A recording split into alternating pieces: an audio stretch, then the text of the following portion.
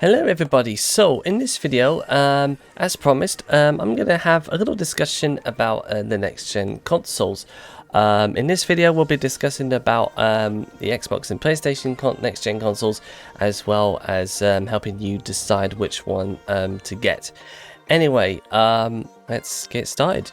So this November will be the busiest gaming period of the year, as both Xbox and PlayStation will be launching their next gen consoles. So on November 10th, Xbox will release the Series S and Series X, and the PlayStation 5 will, both standard and digital editions will launch on November 12th in the US, Canada, New Zealand, Japan, Mexico, South Korea, and the rest of the world will get their PS5s on November 19th. Now, since the first bundle of pre-orders became available, they were quickly sold out, and there was a limited quantity available.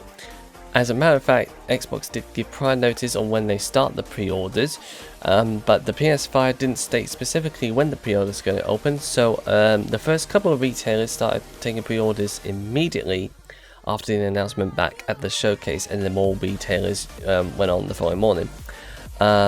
Then the following morning, people did wake up to the realization that PS5 consoles quickly sold out, and they didn't manage to get their pre-orders in.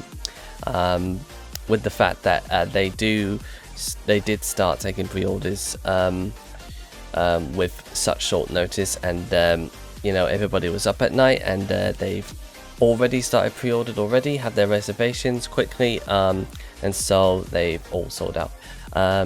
Which is pretty much the same thing with the Series X when they first started taking the pre-orders. But the Series S, I believe they're still quite in stock. I think they're out of stock right now, which I'll probably explain a little bit later on. So, and they did then have a Phase 2 orders, probably for launch, but again the demand was so huge, it quickly sold out again. Because the demand is huge, it even crashed a couple of websites. So I think Smith's Toys had their website servers overloaded, or just crashed in general, and Game, the retailer, had their website a bit of a issue, and so they had to shut down the website for a while. It is frustrating, but again, I mean, who can you blame, really? So yeah, we're now sold out of all the consoles, really, but in this video we're going to explain a little more about the next gen consoles, and as well as that, I will give you my thoughts on what to go for, just to help you make your decision on which one you really want to go for. So anyway, the prices stand, so let's go to the Xbox. The Series S will cost £249, the Series X will cost £449. On the PlayStation 5, the standard is also £449, and the PlayStation 5 Digital Edition will cost £359. So these are the prices, but let's break down on each console. Let's start with the Xbox Series. So anyway, the Xbox Series X will have 1TB of SSD storage, running up to 4.8GB a second bandwidth, with 16 gigs of RAM at 8 cores, 3.8 GHz on AMD Zen 2, with true 4K quality, running up to 120 frames per second. It will also support 8K HDR output and has 12 teraflops of GPU power. The Series S, on the other hand, is way less powerful, but does support 1440p gaming. It only has 512GB of SSD storage with 10 gigs of RAM and only 4 teraflops of GPU power. It still has a frames per second target of up to 120 still. Both consoles will have the storage expansion support, but the most suitable ones will set you aside another £200 for 1TB. And to me, that is quite a lot, unfortunately. Both Xbox consoles will have 3D spatial audio, so basically what 3D audio does is that you can hear certain sounds from different angles. So you can hear one particular sound on the left, you can hear one particular sound on the right, but you can also detect sounds from, you know, behind, even though you've got the left and the right ears, but you can you know, it's like you're actually there in the game yourself. So both Xboxes will also have quick resume functionality. So basically what that does is that you can jump straight back into the game. So when you turn off the console and you turn it back on, it will take you straight back to where you left off in the last time. And also they have the function to switch to different games immediately. So if you get bored of one particular title, you can switch to another title. And again, with quick resume, you can pick up where you left off in the last gameplay. And thanks to its super fast SSD speed, you don't have to wait too long. I think certain games either like eliminate loading times, but you can, but it shouldn't be as long as 10 seconds roughly. And just like with any Xbox consoles, it does support backward compatibility, both digitally and physically, on previous Xbox titles. And yes, this does include the original Xbox as well. Over to the PS5. Now, both the standard and digital edition has exactly the same specs.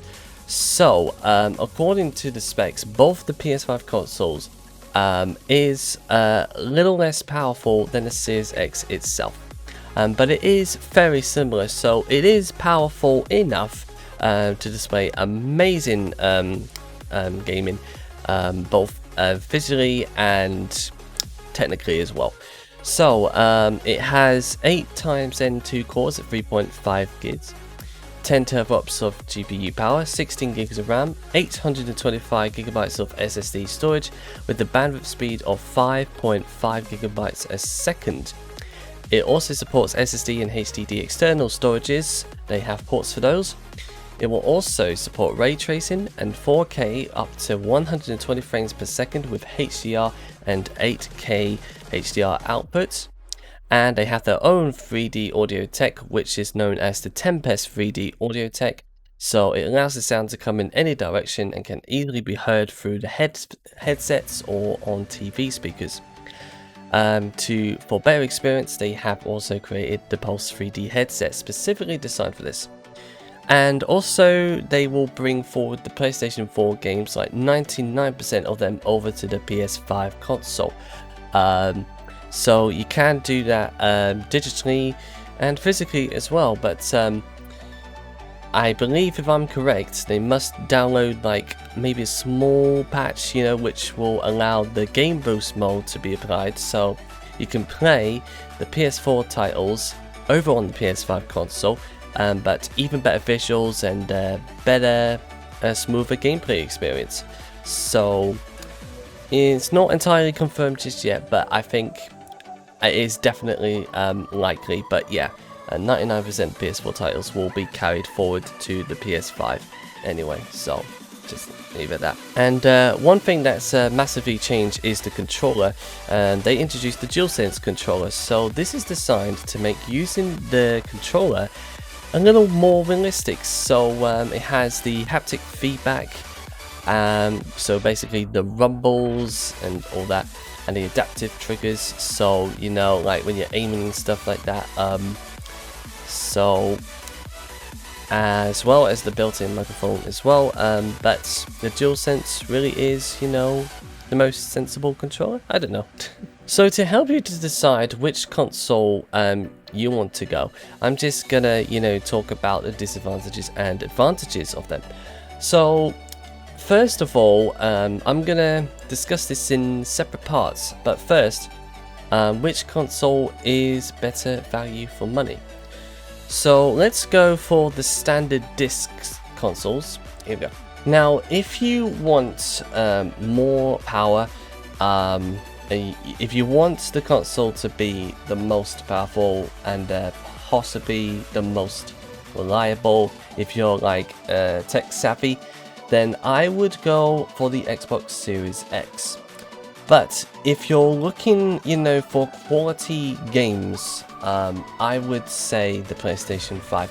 Now, whereas Microsoft is on a spending spree on allocating potential big studios and publisher, they've recently acquired Bethesda, but they really don't have a lot of built-in whole house studios specifically for Microsoft. I think the only ones that I currently know of is Halo and Fabled, but I do believe that they might have more exclusive, but they are only the ones they have acquired, which has also developed titles for other consoles as well. But I think the exclusivity is at the moment lacking on the Xbox side of things. I can definitely see the fan server on this one, but what I would like to see from Microsoft and Xbox is, you know, to have at least a couple of exclusive IPs, you know, for the next gen. But I'm not sure if I heard correctly. They might do it, they might not. But even though they don't agree on the exclusivity things, so in terms of exclusive titles for the Xbox, I think it is lacking a little bit. Whereas PlayStation, everyone knows that PlayStation does have some decent exclusivity. They have a huge number of studios they've acquired and created, which developed hundreds of exclusive titles specifically for the PlayStation brand. So the list goes on. So we have like God of War, Killzone, Gran Turismo, Ratchet & Clank, Little Big Planet, Uncharted, The Last of Us, Infamous, Horizon, Southern Villa, Days Gone, Demon's Souls, and so much more. I mean, when it comes to PlayStation exclusives, they don't generally let us down too often. I mean, they have done in the past, but most of the time they are really, really good.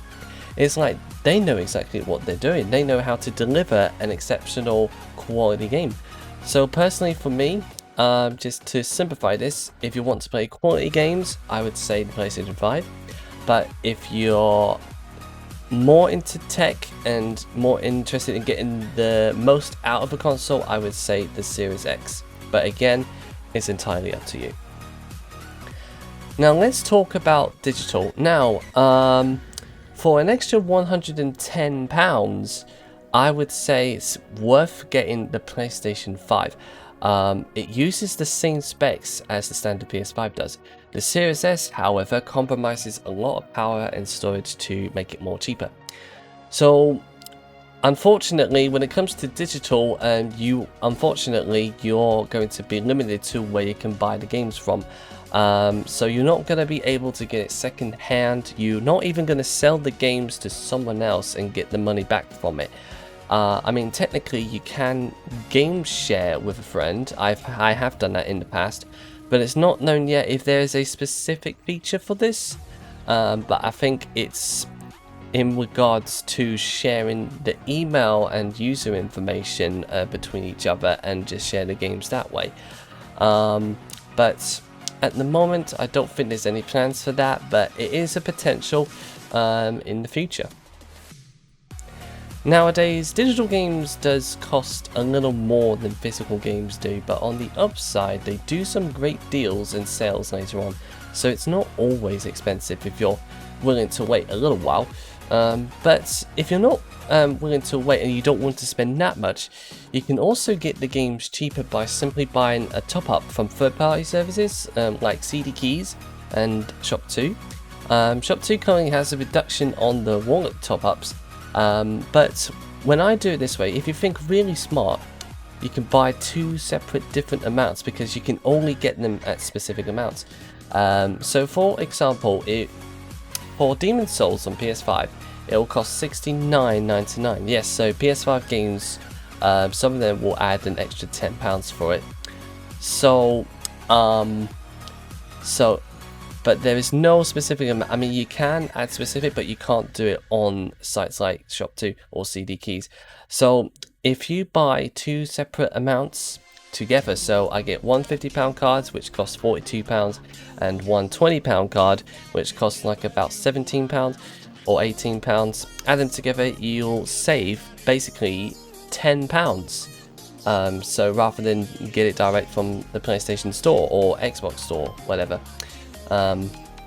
So it is very, very possible, but again, you're limited to where you can get the games from, and there's not really many games to it as well. And Also, I think you're maybe missing out on getting the physical stuff. So like there is a collector's edition, but some of the games you can only like get digital deluxe items like digitally. But what I personally think, and they have done it before, is they can have a collector's edition and send in the download code. So there should be the disc and the digital version, and you can still get the collector's edition goods sent to your home, or you can just pick them up and get the code and you can download it, so no one's missing out. I think possibly, I say possibly, we might be able to see something like that. I mean, the digital gamers don't need to be left out on the collector stuff. I mean, if they can do that, that would be absolutely fantastic. I mean, so digital gamers don't feel left out, you know what I mean? So I like to see that more of that in the future. But the other advantage on digital is that you don't need to wait. I mean, every single digital game will now have a specific start date to preload your games. So just in case you have slow speeds, but you want to, you know, keep your games in your digital library, you can preload the game, and by the time and by launch, it's preloaded, pre-installed, and ready to play on midnight. Whereas if you get a disc, you have to wait. Either like if there is a midnight launch at the local store, you can simply walk in, go to your local store, pick up the game, and come straight back home, which does mean you have to wait a little bit. Or if you order in the post, you won't get it till like the following morning. Whereas if you get it digital, you can just preload it, ready for midnight launch, and you can play it straight away. I mean, that's it. It's really that straightforward. So whatever console you're getting is all down to personal preference, so nobody should be feeling guilty about buying discless consoles if only they're willing to buy straight from their respective stores. If you personally like to collect physical games, which you can trade and sell or watch physical 4K Blu-ray movies on it, if you don't mind willing to spend a little extra on the standard disc version, then there's nothing wrong with that. So again, this is really all down to you. So what will you be getting? Whatever you decide, no one should be feeling guilty about it. There is something for everyone, and no one should be guilt tripping anybody to swap consoles just purely because they believe that getting a discless console is pointless. So forget what everyone is saying, trust your instincts and go what you feel comfortable getting. I will say this, I've pre-ordered the PS5 digital edition, and I've just confirmed that I will get it on November 19th. So I don't think I want to get discs right now, but I'm happy with it. So I'm happy. So I shall be looking forward to getting mine at launch.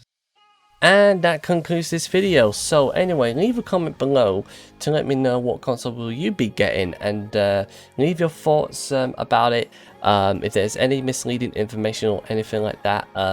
But I've just made sure that all the information I give in this video is correct. But if there's anything I missed out, don't hesitate to leave it below in this video.